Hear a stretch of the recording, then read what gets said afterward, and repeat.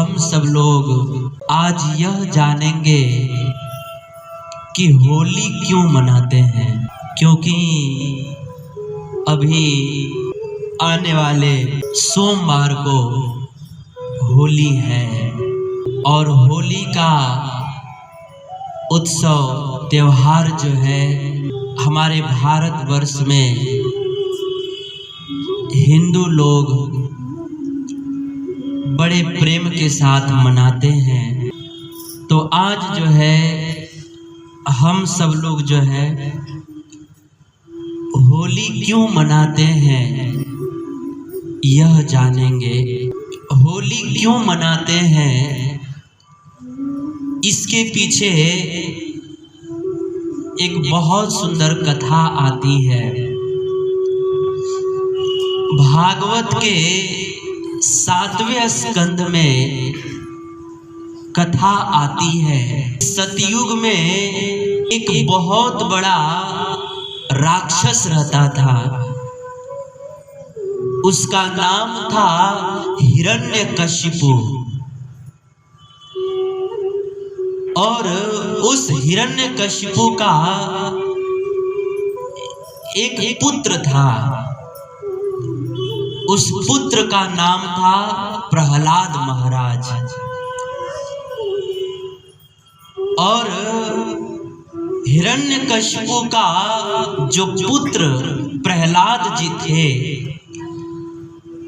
वे भगवान श्री कृष्ण की भक्ति करते थे, भजन करते थे। लेकिन जो हिरण्यकशिपु था, प्रहलाद महाराज जी के जो पिता थे, उनको यह भजन और भक्ति करना जो है बिल्कुल अच्छा नहीं लगता था। तो सतयुग में एक हिरण्यकशिपु नाम का बहुत बड़ा राक्षस रहता था। और उस हिरण्यकशिपु का एक पुत्र था जिसका नाम था प्रहलाद। और हिरण्यकशिपु तो राक्षस प्रवृत्ति का था, लेकिन उसका जो पुत्र प्रहलाद था वह प्रहलाद जो है भगवान श्री विष्णु का, भगवान श्री कृष्ण का बहुत बड़ा भक्त था। और प्रहलाद महाराज जी सुबह शाम दोपहर रात जब भी देखो तब भी प्रहलाद महाराज जी जो है भगवान का ही भजन किया करते थे, भगवान की ही भक्ति करते थे, भगवान के नाम का जप और कीर्तन करते रहते थे, भगवान की ही बातें करते रहते थे, भगवान की भक्ति में ही पूर्ण रूप से लीन रहते थे। तो प्रहलाद महाराज जी को तो भगवान की भक्ति बहुत अच्छा लगता था। लेकिन प्रहलाद महाराज जी के जो पिता हिरण्यकशिपु थे उनको प्रहलाद का विष्णु भक्ति करना, कृष्ण भक्ति करना ये बिल्कुल पसंद नहीं था। वो हिरण्यकशिपु खुद तो भजन नहीं करता था। प्रहलाद महाराज जी भजन करते थे तो हिरण्यकशिपु जो है अपने बच्चे को भी भगवान की भक्ति करने से मना करता था। आज जो है ना समाज में कुछ लोग भी, कुछ माता और पिता भी हिरण्यकशिपु जैसे ही होते हैं कि खुद तो भगवान का भजन भक्ति करते नहीं है, और अगर उनका बच्चा जो है अगर किसी भक्त के संपर्क में आ गया और वह भक्ति करने लगा तो माँ बाप जो है अपने बच्चे को भक्ति नहीं करने देते हैं, उसको मना करते हैं कि अरे अभी तुम्हारी क्या उम्र है, अभी तो तुम्हारी खेलने खाने घूमने की उम्र है, ये क्या अभी से तुमने भजन भक्ति करना शुरू कर दिया। अपने बच्चों को इस तरह से कुछ माता और पिताजी जो है भजन करने से रोकते हैं, परंतु वास्तव में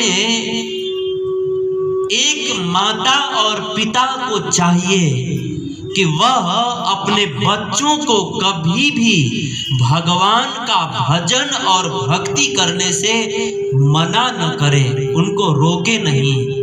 उल्टा बच्चे अगर भक्ति न कर रहे हों तो उन्हें भक्ति करने की शिक्षा देनी चाहिए, उनको भजन करने का उपदेश देना चाहिए, अपने बच्चों को सुंदर संस्कार देना चाहिए।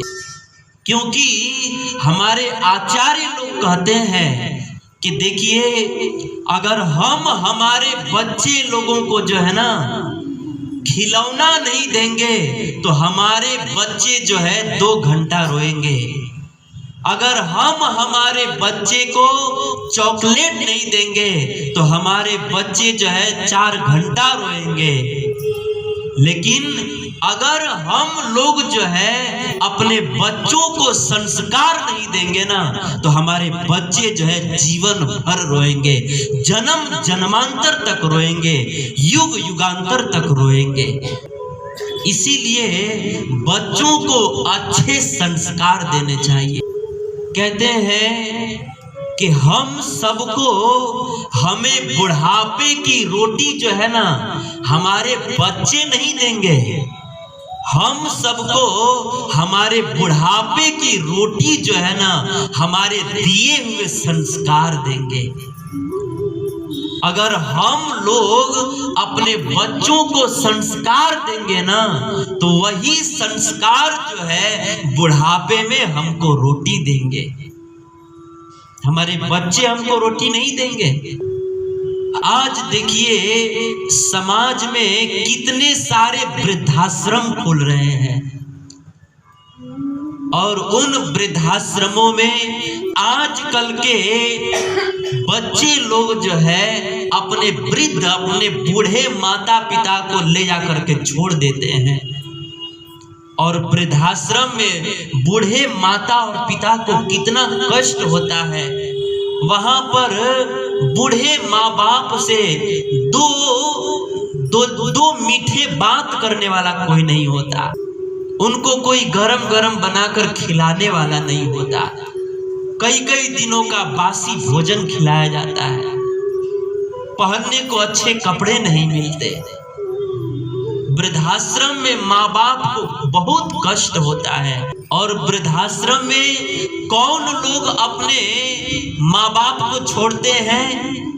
जिन बच्चों के जीवन में संस्कार नहीं मिला है ना वही बच्चे जो है अपने वृद्ध माता और पिता को वृद्धाश्रम में ले जाकर छोड़ देते हैं। इसीलिए अगर हम सब लोग चाहते हैं कि हमारे बच्चे जो है हमको वृद्धाश्रम में न छोड़े तो हमें अभी से बाल्यावस्था से ही अपने बच्चों को सुंदर शिक्षा और सुंदर संस्कार देना चाहिए। और साथ ही साथ कभी बच्चे जो है गलत मार्ग पर जाते हैं, कभी गलत काम करते हैं तो हमें जो है अपने बच्चों को रोकना चाहिए। देखिए घर का जो मुखिया होता है ना, घर के मुखिया को थोड़ा टाइट होना चाहिए। कहते हैं कि अगर झंडा को फहराना है ना तो डंडा को टाइट ही रहना चाहिए। अगर डंडा टाइट नहीं रहेगा तो झंडा नहीं फहर पाएगा। वैसे ही अगर परिवार के मुखिया को अपने घर परिवार के बच्चों के चरित्र रूपी झंडा को लहराना है, फहराना है, तो परिवार के मुखिया को डंडा की तरह टाइट रहना चाहिए। देखिए घर के मुखिया को जो है ना नारियल जैसा होना चाहिए। नारियल जो है ना वह बाहर से बहुत कठोर होता है लेकिन अंदर से जो है बहुत कोमल होता है। तो एक घर के जिम्मेदार माता पिता को घर के जिम्मेदार मुखिया को जो है नारियल जैसा होना चाहिए। जैसे नारियल बाहर से बहुत कड़क रहता है लेकिन अंदर से कोमल रहता है, वैसे ही घर के मुखिया को बाहर से कड़क रहना चाहिए लेकिन अंदर से कोमल होना चाहिए। बाहर से कड़क होना चाहिए। बच्चे कुछ गलत करे तो उन्हें तुरंत रोकना चाहिए, थोड़ा टाइट होना चाहिए। कहते हैं कि देखिए, झाड़ू अगर टाइट रहता है ना तो वह घर का सारा कचरा साफ कर देता है, लेकिन अगर वह झाड़ूए ढीला हो जाएगा तो घर का कचरा साफ क्या करेगा, खुद भी कचरा बन जाएगा, है कि नहीं। वैसे ही जब घर का मुखिया थोड़ा सा टाइट रहता है अपने नियम और कानूनों में, तो वह घर के सारे बुराई को दूर कर देता है। लेकिन अगर घर का मुखिया ही ढीला पड़ जाए तो घर की बुराई क्या दूर करेगा, वो खुद भी बुरा बन जाता है। इसीलिए घर के जिम्मेदार माता पिता मुखिया को जो है थोड़ा टाइट होना चाहिए। बच्चों को सुंदर शिक्षा देना चाहिए, सुंदर संस्कार देना चाहिए, और बच्चे कुछ गलत करे तो उन्हें डांटना चाहिए। लेकिन आज बड़े दुख की बात है कि लोग जो है अपने बच्चों को पैसे दे रहे हैं, अपने बच्चे को कपड़े दे रहे हैं, अपने बच्चे को अच्छा रहने के लिए घर दे रहे हैं, अच्छा गाड़ी दे रहे हैं, सब कुछ दे रहे हैं, लेकिन अपने बच्चों को संस्कार नहीं दे रहे हैं। लेकिन ध्यान रखिए, अगर हम लोग अपने बच्चों को संस्कार नहीं देते हैं तो इससे बहुत बड़ी हानि होती है। कितनी बड़ी हानि होती है इसको हम लोग एक कथा के द्वारा समझ सकते हैं।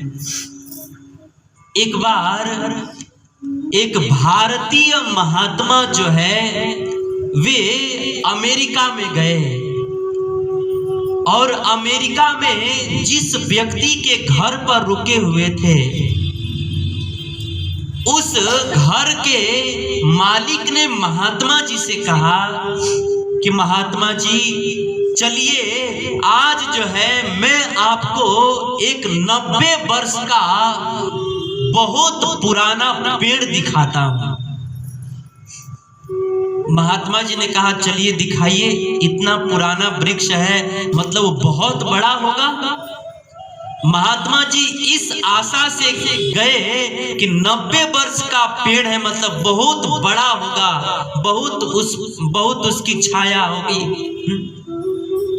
इस इच्छा से उस पेड़ का दर्शन करने गए, लेकिन जब बगीचे में पहुंचे और उस 90 वर्ष के पेड़ को देखा तो आश्चर्यचकित रह गए, क्योंकि 90 वर्ष का पेड़ जो है वो लगभग 6 हाथ ही लंबा था। उस समय महात्मा जी उस पेड़ के हाइट को देख करके, ऊंचाई को देख करके आश्चर्यचकित रह गए।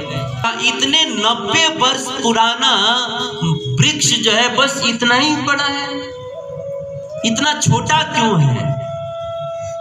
उस समय महात्मा जी ने उस बगीचे के माली से पूछा कि माली हमें ये बताओ कि ये 90 वर्ष पुराना पेड़ जो है ये इतना छोटा कैसे रह गया। तो उस समय उस माली ने इसका राज बताते हुए कहा, रहस्य बताते हुए कहा, कारण बताते हुए कहा कि देखिए महात्मा जी, उस माली ने इसका कारण बताते हुए कहा कि देखिए महात्मा जी, यद्यपि यह पेड़ 90 वर्ष पुराना है, लेकिन फिर भी यह बहुत छोटा इसलिए है क्योंकि हम जो है ना, इस पेड़ का जड़ जो है हम हमेशा काटते रहते हैं, इसीलिए यह पेड़ जो है ये बड़ा नहीं हो पाता। यद्यपि यह 90 वर्ष पुराना वृक्ष है, लेकिन यह 90 वर्ष पुराना होते हुए भी यह इतना छोटा इसलिए है क्योंकि हम जो है हमेशा इस वृक्ष के जड़ को ही काट देते हैं, इसके जड़ को बढ़ने नहीं देते हैं, काट देते हैं। इसीलिए यह वृक्ष इतना पुराना होते हुए भी बहुत छोटा है, ऊंचा नहीं है। हमारे आचार्य लोग इस कथा का भाव बतलाते हुए कहते हैं कि देखिए, जिस प्रकार से वह माली जो है वृक्ष का जड़ काट देता था, तो इस कारण से वह वृक्ष जो है बड़ा नहीं हो पाता था, फल फूल नहीं पाता था। वैसे ही हम सब लोग भी जो है ना अपने बच्चों के भीतर से संस्कार रूपी जड़ को ही काट देते हैं ना, इसीलिए हम सबके बच्चे भी जो है ऊंचे विचार वाले नहीं बन पाते हैं, उनके जीवन में जो है प्रेम और भक्ति के फल फूल नहीं लग पाते हैं। क्योंकि हम लोग जो है जैसे माली जो है उस वृक्ष के जड़ को काट देता था, वैसे ही हम सब माता पिता लोग जो है अपने बच्चों के भीतर से संस्कार रूपी जड़ को काट देते हैं। इसीलिए हम सबके बच्चे जो है उनका चरित्र ऊंचा नहीं हो पाता, उनका विचार ऊंचा नहीं हो पाता, उनका उद्देश्य उनका लक्ष्य ऊंचा नहीं हो पाता। आज जो है ना समाज में आजकल के बच्चे जो है ना इंजीनियर बन जा रहे हैं, डॉक्टर बन जा रहे हैं, ऑफिसर बन जा रहे हैं, डीएम बन जा रहे हैं, एसडीएम बन जा रहे हैं, लेकिन श्रवण कुमार जैसे माता और पिता की सेवा करने वाले पुत्र नहीं बन पा रहे हैं, एक अच्छे मातृ पितृ भक्त नहीं बन पा रहे हैं। इंजीनियर डॉक्टर तो बन जा रहे हैं, लेकिन छत्रपति शिवाजी महाराज जैसे सुरवीर नहीं बन पा रहे हैं, मीराबाई जैसे, तुलसीदास जी जैसे भक्त नहीं बन पा रहे हैं। क्यों? क्योंकि हम सब लोग जो है ना माता पिता लोग जो है ना बच्चों को सब कुछ दे रहे हैं, लेकिन अपने बच्चों को हम सब लोग संस्कार नहीं दे रहे हैं। इसीलिए हमारे बच्चे ऑफिसर डॉक्टर तो बन जा रहे हैं, लेकिन एक अच्छे मातृ पितृ भक्त नहीं बन पा रहे हैं, भगवान के भक्त नहीं बन पा रहे हैं।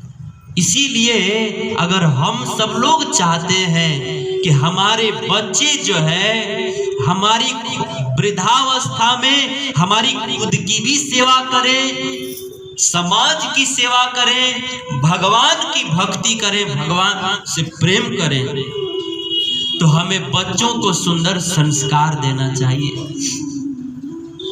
लेकिन आज बड़े दुख की बात है कि आज जो है आज के माता पिता लोग खुद ही पूरा काम करते हैं, तो अपने बच्चों को अच्छे संस्कार कैसे देंगे? आज जो पिता खुद रगड़ रगड़ के तंबाकू खाता है दिन भर में 50 बार, वो अपने बच्चे को किस मुंह से कहेगा कि बेटा तू तंबाकू मत खा?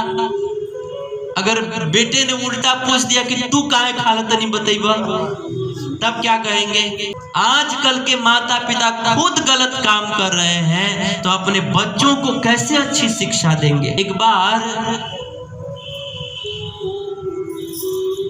एक बच्चा जो है किसी दूसरे के बगीचे में आम के पेड़ पर चढ़ करके आम तोड़ रहा था, आम चोरी कर रहा था। उसी समय उस बगीचे का मालिक आया और उस बच्चे को पकड़ लिया और कहा नीचे उतर। उस बच्चे को नीचे उतारा और उतार करके 3-4 थप्पड़ मारा, और बगीचे के मालिक ने उस बच्चे से कहा चल तेरे पिता के पास, इतनी छोटी उम्र में तू चोरी करता है, बड़ा होकर के क्या करेगा, चल तेरे पिता के पास। उस समय बच्चे ने कहा कि साहब आप 2-4 थप्पड़ मारे और 10 थप्पड़ मार लीजिए, लेकिन मुझको मेरे पिताजी के पास लेकर मत चलिए। मालिक ने पूछा कि नहीं, तू चल, तेरे पिता के पास चल।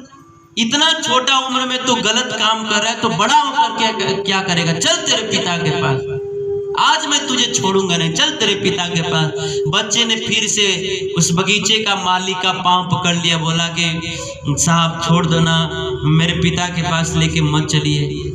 उस समय वो बगीचे का मालिक जो है वो तो पूरा ठान लिया कि नहीं, आज तो हम तेरे बाप के पास लेकर ही चलेंगे। फिर बच्चे ने कहा कि साहब छोड़ दीजिए मुझे, मेरे पिताजी के पास लेकर मत चलिए। बच्चा बार बार मालिक से कहता मेरे पिता के पास मत लेकर चलिए। अंत में मालिक ने पूछा कि तू जो है अपने पिता के पास चल क्यों नहीं रहा है? मैं कब से कह रहा हूं कि तू अपने पिता के पास चल, तो तू अपने पिता के पास चल क्यों नहीं रहा है? उस समय उस बच्चे ने कहा क्योंकि मेरा बाप जो है ना तीसरे पेड़ पर चढ़ा हुआ है। अब आप बतलाइए कि जो पिता खुद चोरी कर रहा है वह अपने बच्चे को किस मुंह से कहेगा कि तू चोरी मत कर? आज जो माता पिता खुद गलत काम कर रहे हैं, खुद तंबाकू खा रहे हैं, खुद शराब पी रहे हैं, खुद गलत काम कर रहे हैं, तो अपने बच्चों को किस मुंह से कहेंगे कि बच्चा तू गलत काम मत कर? लेकिन एक बुद्धिमान माता पिता को चाहिए कि वह खुद जो है अच्छा काम करे और साथ ही साथ जो है अपने बच्चों को भी अच्छी शिक्षा दे, अच्छा संस्कार दे।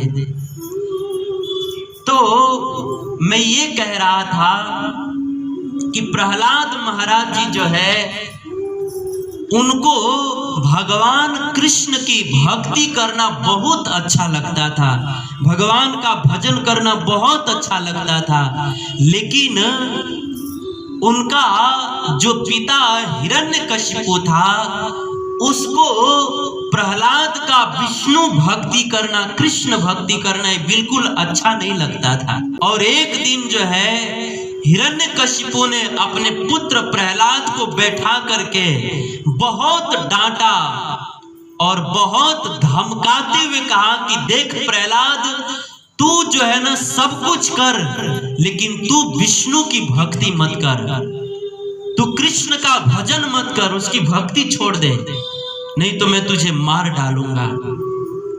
उस समय प्रहलाद महाराज जी ने कहा कि हे पिताश्री, जैसे नदियां जो है वह बहना नहीं छोड़ सकती हैं, जैसे फूल जो है सुगंध बिखेरना नहीं छोड़ सकते हैं, जैसे सूरज जो है वह प्रकाश देना नहीं छोड़ सकता, जैसे चंद्रमा जो है शीतलता देना नहीं छोड़ सकता, वैसे ही पिताश्री मैं सब कुछ छोड़ सकता हूं, लेकिन भगवान कृष्ण की भक्ति करना नहीं छोड़ सकता।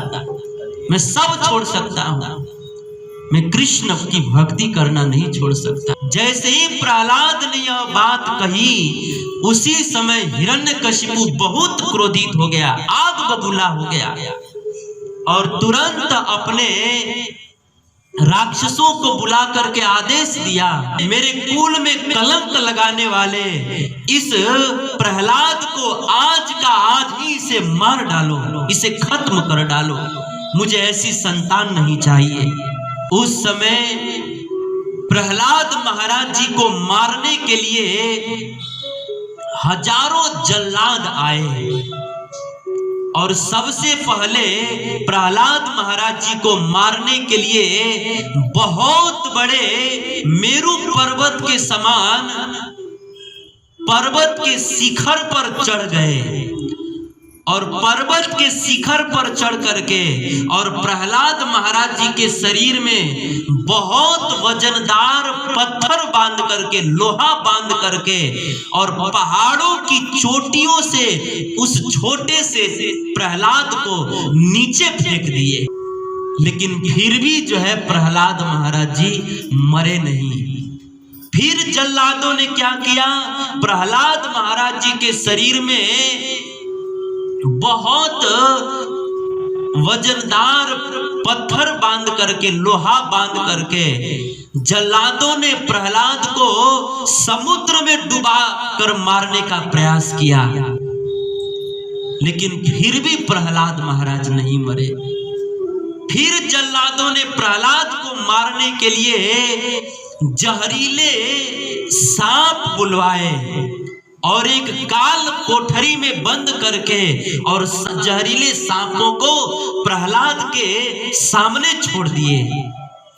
उस समय वो सारे जहरीले सांप जो है प्रहलाद को इतना डंक मारे कि डंक मारते मारते उन सांपों के दांत टूट गए, जहर खत्म हो गए, लेकिन प्रहलाद महाराज जी का बाल भी बांका नहीं हुआ। उन विषैले जहरीले सर्पों का जहर का प्रभाव जो है प्रहलाद को मार नहीं पाया। इतना ही नहीं, प्रहलाद महाराज जी के भोजन में जहर मिला करके जल्लादों ने दिया। जल्लादों ने प्रहलाद महाराज के भोजन में पानी में जहर मिला करके दिया, लेकिन फिर भी प्रहलाद महाराज नहीं मरे। इस तरह से हिरण्यकशिपु का आदेश पा करके जल्लादों ने प्रहलाद को मारने का लाखों प्रयास किया, लेकिन मार नहीं पाए। क्यों? क्योंकि प्रहलाद की रक्षा जो है ना भगवान कृष्ण कर रहे थे, और भगवान कृष्ण जिसकी रक्षा करते हो उसे कौन मार सकता है। जाके राखो साइया मार सके न कोई, बाल न बांका कर सके जो जग बैरी होए। भगवान जिसकी रक्षा करते हो उस व्यक्ति को मारने की बात तो दूर रही, पूरे ब्रह्मांड के लोग मिलकर के उसके शरीर का एक बाल भी टेढ़ा नहीं कर सकते। और भगवान जिसको मारना चाहते हैं ना, पूरे ब्रह्मांड के लोग भी मिलकर उसे बचा नहीं सकते हैं। राखे कृष्ण मारे के, मारे कृष्ण राखे के। भगवान जिसे मारना चाहते हैं उसे कोई बचा नहीं सकता, और भगवान जिसे बचाना चाहते हैं उसे कोई मार नहीं सकता। प्रहलाद महाराज की रक्षा भगवान कर रहे थे, इसीलिए प्रहलाद महाराज जी नहीं मर रहे थे, क्योंकि भगवान जिसकी रक्षा करते हैं उसे कोई नहीं मार सकता। जैसे मीराबाई, आप सब लोग मीराबाई जी का चरित्र सुने होंगे कि मीराबाई, राणा ने मीराबाई को मारने के लिए लाखों प्रयास किया। सबसे पहले तो राणा ने मीराबाई को मारने के लिए भगवान के चरणामृत के बहाने एक चांदी के कटोरे में हलाहल जहर भेजा, और जैसे ही दासी जो है चांदी के कटोरे में स्थित हलाहल जहर को लेकर के मीरा के पास पहुंची, उस समय दासी कर्तव्यबद्ध थी, वो रोने लगी।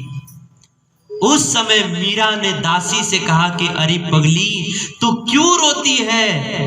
क्योंकि ये जो चांदी का कटोरा है ना, ये चांदी का कटोरा कोई साधारण कटोरा नहीं, ये तो हमारी राधा रानी का निर्मल हृदय है।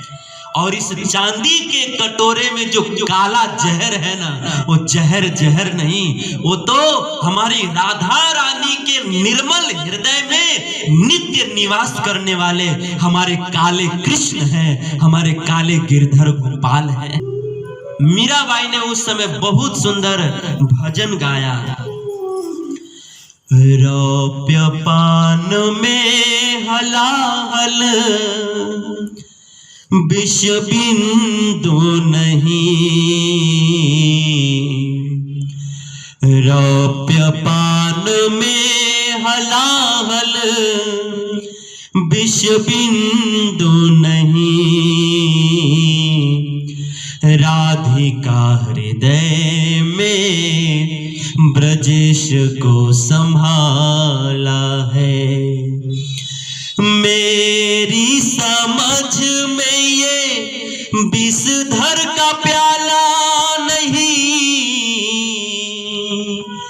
मेरी समझ में ये विषधर का प्याला नहीं, श्याम रंग वाला मेरा गिरधर गोपाला है। श्याम रंग वाला मेरा गिरधर गोपाला है। मीरा ने दासी से कहा कि पगली तू क्यों रोती है? क्योंकि ये जो चांदी का कटोरा है ना, ये चांदी का कटोरा हमारी राधा रानी का निर्मल हृदय है। और इस चांदी के कटोरे में जो काला जहर है, वो काला जहर जहर नहीं, वो तो हमारी राधा रानी के निर्मल हृदय में नित्य निवास करने वाले हमारे काले कृष्ण हैं, हमारे काले गिरधर गोपाल। हमारे संत लोग कहते हैं कि मीराबाई को जो है उस जहर में भी गिरधर गोपाल का दर्शन हुआ। मीराबाई को उस हलाहल जहर में भी भगवान दिखाई दिए। संत कहते हैं कि मीराबाई भी एक भक्त है और हम लोग भी एक भक्त हैं, लेकिन हमारी भक्ति में और मीराबाई के भक्ति में यही अंतर है कि मीराबाई को तो जहर में भी भगवान दिखाई दिए और हम लोगों को तो भगवान में भी भगवान नहीं दिखते हैं। हम लोग अगर मंदिर में जाते हैं तो ठाकुर जी का सुंदर छवि होगा तो हम लोग को भगवान के छवि में भी पत्थर दिखाई देता है, क्या रे ये तो पत्थर की मूर्ति है। हम लोगों को भगवान में भी भगवान नहीं दिखते हैं, लेकिन मीराबाई को तो जहर में भी भगवान का दर्शन हुआ। कहते हैं कि जहर में भी भगवान का दर्शन करने के लिए इस चमड़े की आंख की जरूरत नहीं है। जहर में भी कृष्ण का दर्शन करने के लिए सूरदास की अंधी आंखों की जरूरत है। मीराबाई के दिल के प्रेम की जरूरत है। अगर प्रेम होगा तो हमको जहर में भी भगवान का दर्शन हो जाएगा, और प्रेम नहीं होगा ना तो हमारे सामने साक्षात भगवान खड़े हो जाएंगे तो भी हमको भगवान में भी भगवान नहीं दिखाई देंगे। जब दुर्योधन के सामने साक्षात भगवान कृष्ण ने अपना विराट स्वरूप दिखलाया कि दुर्योधन तू मुझे बांधने चला है ना, लेकिन तू ये बता कि मुझे बांधेगा किधर से, क्योंकि बांधा उसको जा सकता है जिसका शुरू और अंत होता है, लेकिन मेरा तो कोई न शुरू है न अंत है, तो मुझे बांधना कहां से शुरू करेगा और अंत कहां करेगा तू? दुर्योधन के सामने साक्षात भगवान कृष्ण ने जब अपना विराट स्वरूप दिखलाया तो उस समय दुर्योधन को क्या लगा? उसको ये नहीं लगा कि कृष्ण भगवान है, जबकि साक्षात भगवान थे। लेकिन दुर्योधन भक्त नहीं था, उसके दिल में प्रेम नहीं था, तो भगवान का दर्शन करके भी भगवान को वो क्या मान रहा था कि ये कृष्ण भगवान नहीं है, ये कृष्ण कोई बहुत बड़ा जादूगर आदमी है।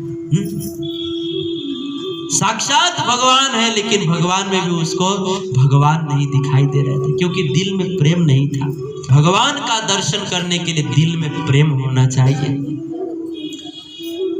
तो मीराबाई को उस जहर में भी भगवान दिखाई दिए, और मीराबाई इतना कह करके और उस हलाहल जहर को पान कर गई।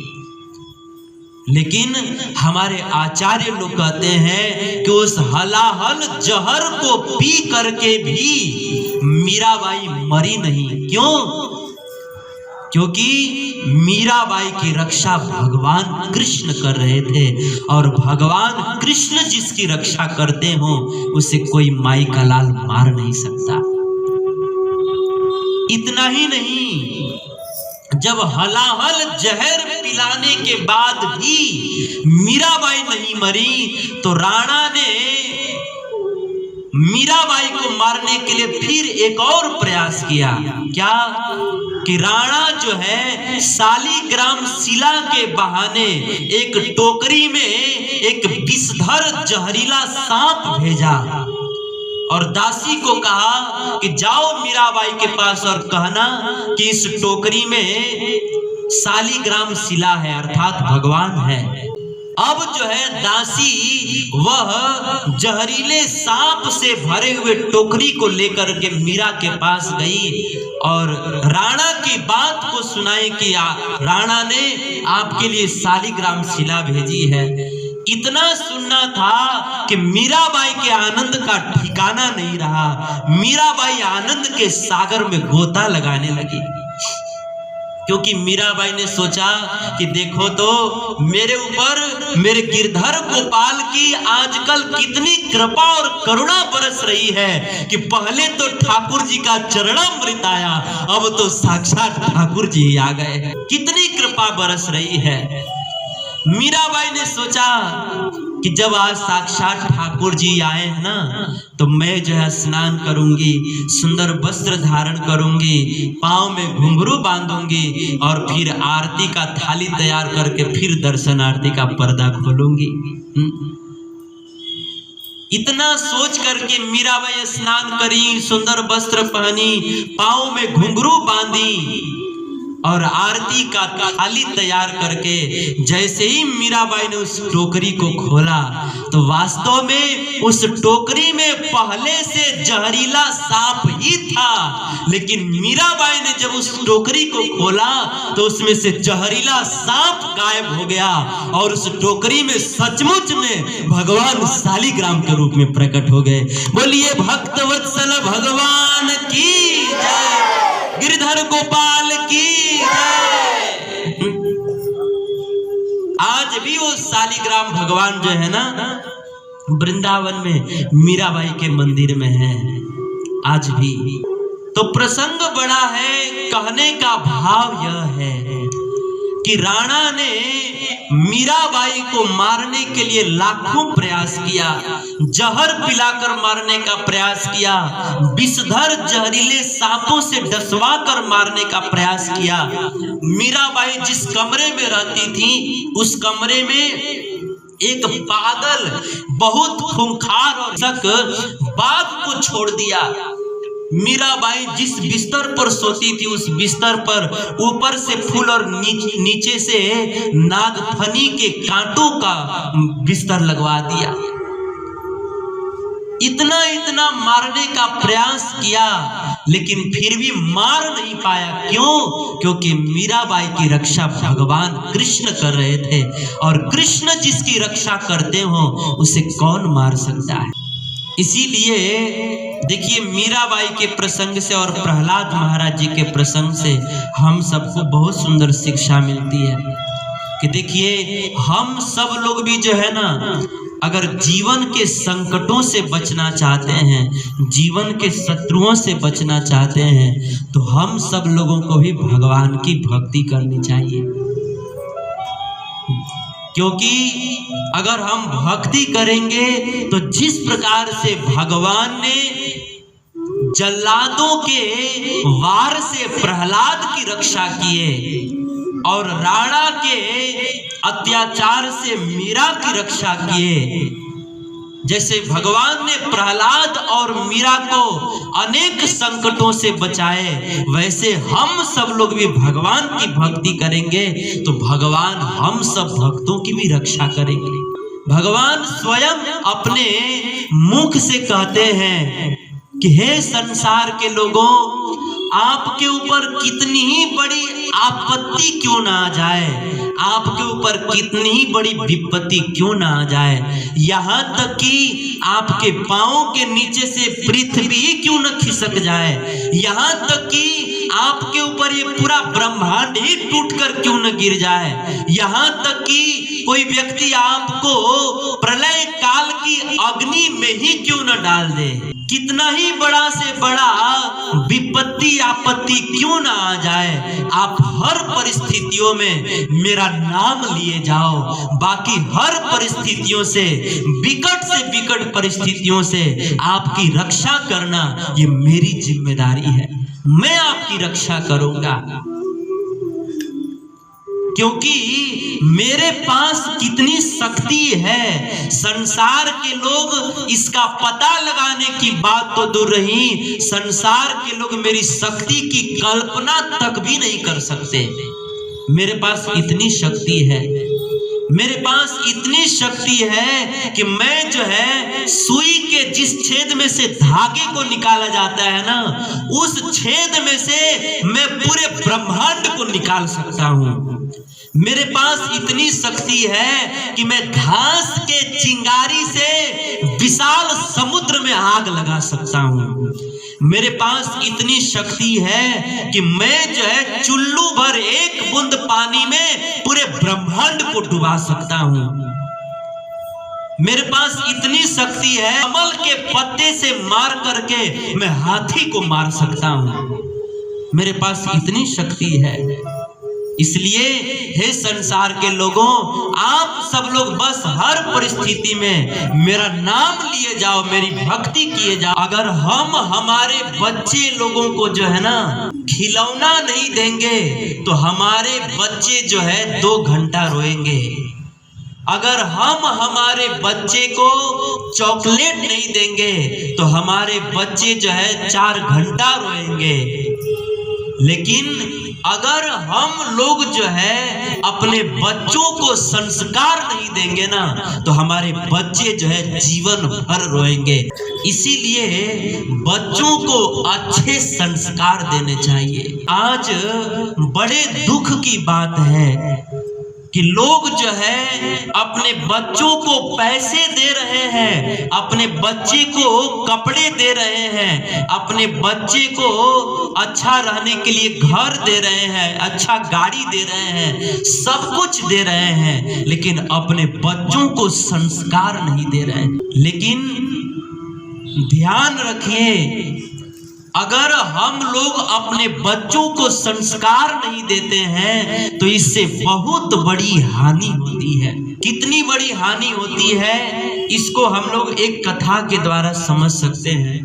एक बार एक भारतीय महात्मा जो है वे अमेरिका में गए और अमेरिका में जिस व्यक्ति के घर पर रुके हुए थे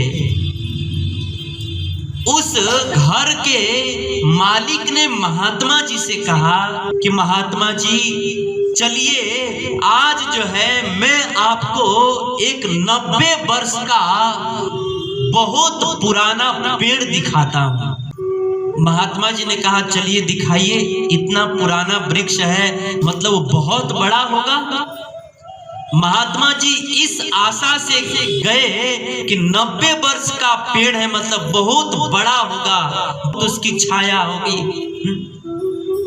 इस इच्छा से उस पेड़ का दर्शन करने गए। लेकिन जब बगीचे में पहुंचे और उस 90 वर्ष के पेड़ को देखा तो आश्चर्यचकित रह गए, क्योंकि 90 वर्ष का पेड़ जो है वो लगभग 5-6 हाथ ही लंबा था। उस समय महात्मा जी उस पेड़ के हाइट को देख करके, ऊंचाई को देख करके आश्चर्यचकित रह गए कि इतना 90 वर्ष पुराना वृक्ष जो है इतना छोटा क्यों है। उस समय महात्मा जी ने उस बगीचे के माली से पूछा कि माली हमें ये बताओ कि ये 90 वर्ष पुराना पेड़ जो है ये इतना छोटा कैसे रह गया। तो उस समय कारण बताते हुए कहा कि देखिए महात्मा जी, यद्यपि यह पेड़ 90 वर्ष पुराना है लेकिन फिर भी यह बहुत छोटा इसलिए है क्योंकि हम जो है ना इस पेड़ का जड़ जो है हम हमेशा काटते रहते हैं, इसीलिए यह पेड़ जो है ये बड़ा नहीं हो पाता।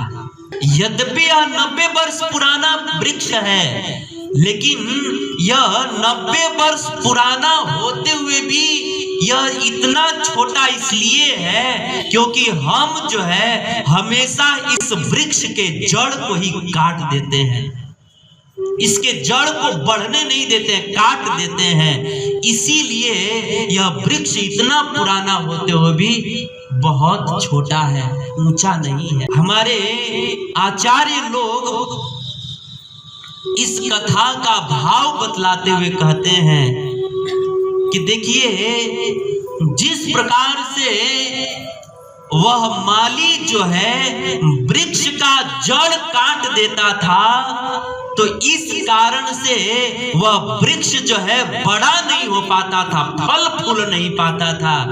वैसे ही हम सब लोग भी जो है ना अपने बच्चों के भीतर से संस्कार रूपी जड़ को ही काट देते हैं ना, इसीलिए हम सबके बच्चे भी जो है ऊंचे विचार वाले नहीं बन पाते हैं, उनके जीवन में जो है प्रेम और भक्ति के फल फूल नहीं लग पाते हैं। क्योंकि हम लोग जो है जैसे माली जो है उस वृक्ष के जड़ को काट देता था, वैसे ही हम सब माता पिता लोग जो है अपने बच्चों के भीतर से संस्कार रूपी जड़ को काट देते हैं। इसीलिए हम सबके बच्चे जो है उनका चरित्र ऊंचा नहीं हो पाता, उनका विचार ऊंचा नहीं हो पाता, उनका उद्देश्य उनका लक्ष्य ऊंचा नहीं हो पाता। आज जो है ना समाज में आजकल के बच्चे जो है ना इंजीनियर बन जा रहे हैं, डॉक्टर बन जा रहे हैं, ऑफिसर बन जा रहे हैं, डीएम बन जा रहे हैं, एसडीएम बन जा रहे हैं, लेकिन श्रवण कुमार जैसे माता और पिता की सेवा करने वाले पुत्र नहीं बन पा रहे हैं, एक अच्छे मातृ पितृ भक्त नहीं बन पा रहे हैं। इंजीनियर डॉक्टर तो बन जा रहे हैं, लेकिन छत्रपति शिवाजी महाराज जैसे सुरवीर नहीं बन पा रहे हैं, मीराबाई जैसे, तुलसीदास जी जैसे भक्त नहीं बन पा रहे हैं। क्यों? क्योंकि हम सब लोग जो है ना माता पिता लोग जो है ना बच्चों को सब कुछ दे रहे हैं, लेकिन अपने बच्चों को हम सब लोग संस्कार नहीं दे रहे हैं। इसीलिए हमारे बच्चे ऑफिसर डॉक्टर तो बन जा रहे हैं, लेकिन एक अच्छे मातृ पितृ भक्त नहीं बन पा रहे हैं, भगवान के भक्त नहीं बन पा रहे हैं। इसीलिए अगर हम सब लोग चाहते हैं कि हमारे बच्चे जो है हमारी वृद्धावस्था में हमारी खुद की भी सेवा करें, समाज की सेवा करें, भगवान की भक्ति करें, भगवान से प्रेम करें, तो हमें बच्चों को सुंदर संस्कार देना चाहिए। बाकी हर परिस्थितियों से आपकी रक्षा करना ये मेरी जिम्मेदारी है। तो हम सब लोगों को भगवान की भक्ति करनी चाहिए। भक्ति का मतलब क्या है? भगवान के नाम का प्रतिदिन जप करना। देखिए कलिकाल में भगवान की भक्ति करना कोई बहुत कठिन काम नहीं है। अन्य युगों में भगवान की भक्ति करना बहुत कठिन होता था। सतयुग में लोग जो है भगवान की प्राप्ति करने के लिए अपना घर परिवार छोड़ करके सुनसान जंगल में चले जाते थे, जिस जंगल में अनेकों हिंसक जानवर रहते थे, अनेकों हिंसक प्राणी रहते थे, जहां पर न खाने की सुविधा, न पीने की, न सोने की कोई सुविधा नहीं होती थी। ऐसे जंगलों में जाकर सतयुग में तपस्या करते थे, तब भगवान की प्राप्ति हो पाती थी। त्रेता युग में बहुत अरबों खरबों रुपए खर्च करके बहुत बड़ा बड़ा यज्ञ करने से भगवान की प्राप्ति होती थी। द्वापर युग में बहुत भव्य भव्य बहुत बड़े बड़े राम मंदिर जैसा बन रहा है, वैसा बड़ा बड़ा मंदिर बना करके भगवान की पूजा करने से भगवान की प्राप्ति होती थी। तो सतयुग में तपस्या करने से भगवान की प्राप्ति होती थी। त्रेता में बड़े बड़े यज्ञ करने से भगवान की प्राप्ति होती थी। द्वापर युग में बड़े बड़े मंदिर बना करके भगवान की पूजा अर्चना करने से भगवान की प्राप्ति होती थी। लेकिन इस कलिकाल में भगवान की प्राप्ति जो है केवल भगवान के नाम का जप करने और कीर्तन करने से हो जाती है। हरे कृष्णा कृष्णा कृष्णा हरे हरे, हरे राम राम राम हरे हरे। इसीलिए कलिकाल में भक्ति करना कोई बहुत मुश्किल का काम नहीं है, बहुत कठिन काम नहीं है। इसलिए सब लोग भगवान के नाम का जप कीजिए। अगर हम लोग भगवान के नाम का जप करेंगे तो जिस प्रकार भगवान ने प्रहलाद की रक्षा की, मीरा की रक्षा की, वैसे भगवान हमको हमारे जीवन के संकटों से हमारी रक्षा करेंगे। तो मैं ये कह रहा था कि हिरण्यकशिपु का आदेश पा करके जल्लादों ने प्रहलाद महाराज जी को मारने के लिए लाखों प्रयास किया। ऊंचे ऊंचे पर्वतों के चोटियों से नीचे फेंकवाया, शरीर में बड़े बड़े पत्थर और लोहे बांध करके पानी में, समुद्र में डुबाकर मारने का प्रयास किया। विषैले जहरीले सांपों से डसवा कर मारने का प्रयास किया। पर्वत के समान विशाल विशाल हाथियों के पांवों से कुचलवा कर मारने का प्रयास किया। भोजन में पानी में जहर डालकर पिलाकर खिलाकर मारने का प्रयास किया। हजारों प्रयास किया लेकिन मार नहीं पाया, क्योंकि प्रहलाद की रक्षा भगवान कर रहे थे। अब जब लाखों प्रयास करने के बाद भी हिरण्यकशिपु को मार नहीं पाया, तो एक दिन की बात है कि हिरण्यकशिपु अपने महल में बहुत चिंता में बैठा हुआ था। उसी समय हिरण्यकशिपु की एक बहन थी, उसका नाम था होलिका। वह होलिका आई और आ करके हिरण्यकशिपु से पूछी कि भैया, आप इतने चिंता में क्यों बैठे हुए हैं, इतने उदास, इतने दुखी क्यों बैठे हुए हैं। हिरण्यकशिपु ने सारी घटना बतलाई कि देखो ना, जिस विष्णु से मैं जन्म से लेकर के द्रोह करता हूं, शत्रुता करता हूं, उसी विष्णु का मेरा ही पुत्र प्रहलाद भक्ति कर रहा है, भजन कर रहा है। इसीलिए मैं उसको मारना चाहता हूं और मारने का लाखों प्रयास किया लेकिन मार नहीं पा रहा हूं। क्या बताऊं होलिका, अमरता का वरदान तो ब्रह्मा ने मुझको दिया है, लेकिन असर प्रहलाद के ऊपर हो रहा है। वरदान तो मुझे मिला है लेकिन असर प्रहलाद पे हो रहा है, क्या करें। होलिका ने कहा कि भैया आप चिंता मत कीजिए, जो काम आप नहीं कर पाए ना वो काम मैं करूंगी, मैं प्रहलाद को मारूंगी। कैसे मारोगी? होलिका ने कहा कि भैया मुझको ब्रह्मा जी ने वरदान दिया है कि आग जो है मुझको जला नहीं सकती, तो आप ऐसा कीजिए, बहुत बड़ा आप लकड़ियों का ढेर लगवाइए और उस लकड़ियों के ढेर के ऊपर जो है प्रहलाद को मैं अपने गोद में लेकर बैठ जाऊंगी और आप जो है नीचे से आग लगा दीजिएगा। तो मुझे तो आग से बचने का वरदान मिला है, आग में मैं जल नहीं पाऊंगी और प्रहलाद आग में जलकर भस्म हो जाएगा। आप ये उपाय कीजिए। हिरण्यकशिपु ने ऐसा ही किया, बहुत बड़े बड़े पेड़ों को कटवा करके और बहुत बड़े लकड़ियों का ढेर इकट्ठा कर दिया और होलिका जो है प्रहलाद को गोद में लेकर के और उन लकड़ियों के ढेर के बीचों बीच बैठ गई और हिरण्यकशिपु के लोगों ने उस लकड़ियों के ढेर में मिट्टी का तेल डाल करके और नीचे से आग लगा दिया।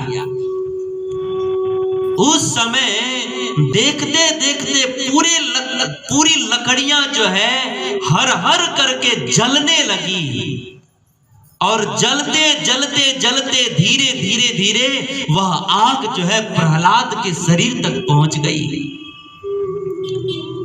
लेकिन प्रहलाद महाराज जी जो है बिल्कुल डर नहीं रहे थे, क्योंकि प्रहलाद महाराज जी को भय नहीं था। प्रहलाद महाराज जी उस समय क्या कर रहे थे? प्रहलाद महाराज जी उस समय उस जलते हुए आग में बैठ करके भगवान के नाम का जप कर रहे थे। हरे कृष्णा कृष्णा कृष्णा हरे हरे, हरे राम राम राम हरे हरे जप कर रहे थे। और धीरे धीरे आग जो है, धीरे धीरे वह आग प्रहलाद महाराज जी के शरीर तक पहुंच गई। और अचानक वह पूरे आग में एक ऐसी लपट जगी कि उस लपट से जो है पूरे लकड़ियों में आग लग गई। और उस आग का लपट जो है आसमान को छूने लगा। सारे हिरण्यकशिपु के राज्य में जितने भी अच्छे लोग रहने वाले थे वो इस दृश्य को देख करके रो रहे थे, चिल्ला रहे थे, कितना छोटा सा बालक प्रहलाद मर जाएगा, मर जाएगा। लेकिन भगवान जिसकी रक्षा करते हैं उसे कौन मान सकता है। वहां पर आश्चर्यमयी घटना यह घटी कि जिस होलिका को आग में न जलने का वरदान मिला था उस होलिका की हड्डी हड्डी तक जल गई। लेकिन जिस प्रहलाद को कोई वरदान नहीं मिला था उस प्रहलाद का एक शरीर का बाल भी नहीं जला। जिस होलिका को आग से न जलने का वरदान मिला था उस होलिका की हड्डी हड्डी जल गई। लेकिन प्रहलाद महाराज जी उस आग में भी बैठे रहे, फिर भी उनके शरीर का एक रोआ भी नहीं जला। क्यों? क्योंकि उस आग में बैठ करके भी प्रहलाद महाराज भगवान के नाम का जप कर रहे थे, भगवान का स्मरण कर रहे थे। इसीलिए वह प्रलय काल के समान जलती हुई आग भी जो है प्रहलाद के शरीर को जला नहीं सकी। क्योंकि जो भगवान की भक्ति करते हैं ना, दुनिया की बड़ी से बड़ी शक्ति जो है उसको मार नहीं सकती है। दुनिया के किसी भी तत्व में, चाहे वो जल तत्व हो, चाहे वायु तत्व हो, चाहे अग्नि तत्व हो, चाहे भूमि तत्व हो, चाहे कोई भी तत्व हो, दुनिया के किसी भी तत्व में भगवान के शुद्ध भक्तों को मारने की शक्ति नहीं है।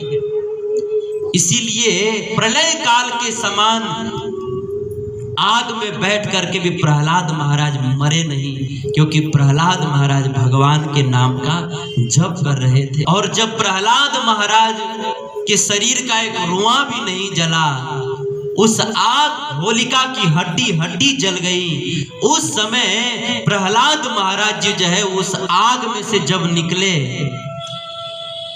तो जितने भी हिरण्यकशिपु के राज्य में अच्छे लोग रहने वाले थे वो सारे अच्छे लोग जो है, जब उन सारे लोगों ने अपने प्रत्यक्ष आंखों से प्रहलाद महाराज जी की भक्ति को देखा, उनके भक्ति के प्रभाव को देखा कि देखो तो प्रहलाद के कृष्ण भक्ति में कितना प्रभाव है कि आग में बैठ करके भी इसके शरीर का एक रोआ भी नहीं जला।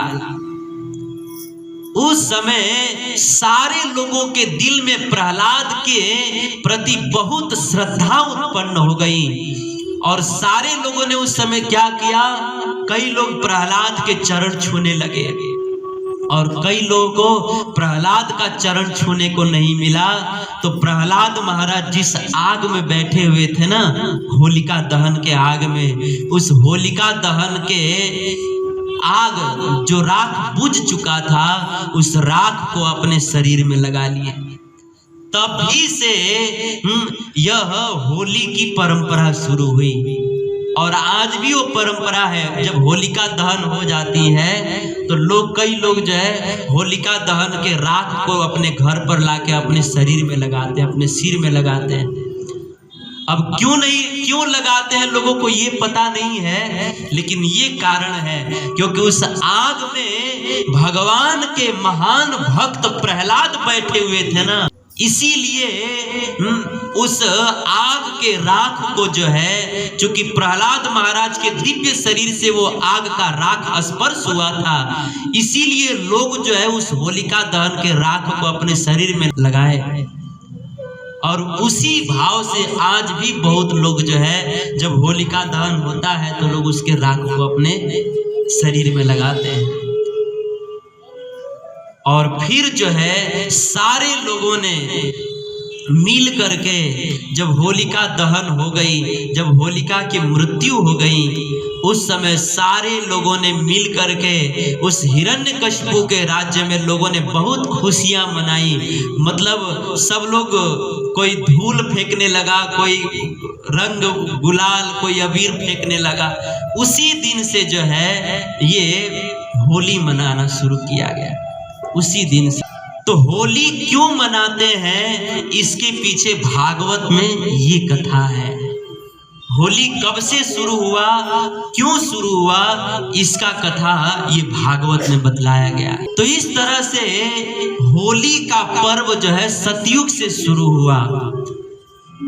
जब होलिका का दहन हो गया तो लोग होलिका दहन की खुशी में और प्रहलाद के रक्षा की खुशी में इस होली के उत्सव को प्रारंभ किए। तो प्रश्न होता है कि हमारे संतों ने, हमारे आचार्यों ने इस होली की शुभ, इस पवित्र परंपरा को क्यों शुरू किया। मानो प्रश्न हो कि हमारे संतों ने, आचार्यों ने इस होली की पवित्र परंपरा को क्यों प्रारंभ किया। इसका कारण यह है कि हमारे संतों ने होली के पवित्र परंपरा को इसलिए प्रारंभ किया ताकि प्रत्येक वर्ष जो है होली के दिन लोग जो है प्रहलाद महाराज जी की भगवान कृष्ण के चरणों में जो अटूट भक्ति थी, अटूट प्रेम था, अटूट विश्वास था, उस प्रहलाद की कृष्ण भक्ति को संसार के लोग याद करें, स्मरण करें कि देखो तो प्रहलाद के दिल में कृष्ण के प्रति कितना प्रेम था, कितना विश्वास था, उनके भक्ति में कितना बल था कि आग में बैठ करके भी उनके शरीर का एक रोआ भी नहीं जला।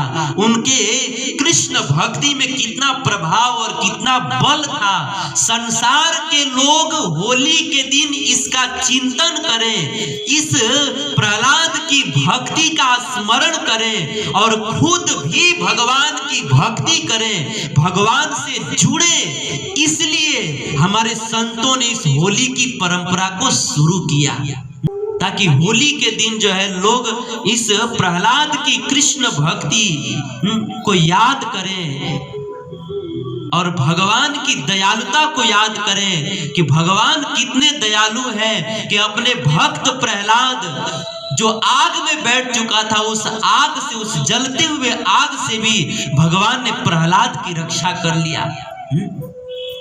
लोग जो है होली के दिन भगवान की दयालुता और प्रहलाद की अटूट भक्ति और प्रेम और विश्वास को याद करें और खुद भी भगवान की भक्ति करें, प्रहलाद की तरह ही भगवान का भजन करें। इस शिक्षा को देने के लिए हमारे संतों ने, आचार्यों ने इस होली के पवित्र परंपरा को प्रारंभ किया, शुरू किया।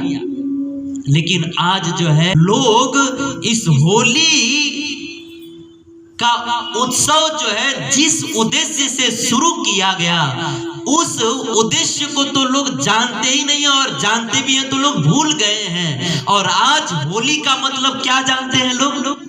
होली का मतलब बस यही है कि घर पर बकरा कटवाओ, मुर्गा कटवाओ, शराब पियो, पुआ पकौड़ी खाओ और नाला में गिर जाओ, बस यही है होली। आज जो है ना होली, शिवरात्रि, दीपावली, नवरात्रि, इन सारे धार्मिक उत्सवों के नाम पर जो है समाज में फाइनल अधर्म हो रहा है, फाइनल अधर्म हो रहा है। लोग जो है इन हिंदू सांस्कृतिक जो त्योहार हैं, उन त्योहारों को लोग जो है अपने अय्यासी का एक साधन बना लिए हैं। इस धर्म के आड़ में लोग अधर्म कर रहे हैं। होली का मतलब बस लोग यही जानते हैं कि होली के दिन बस जाके बकरा कटवाओ, मुर्गा कटवाओ, खाओ पियो, शराब पियो, गांजा पियो, बस होली का मतलब यही। लेकिन ये होली का मतलब नहीं है।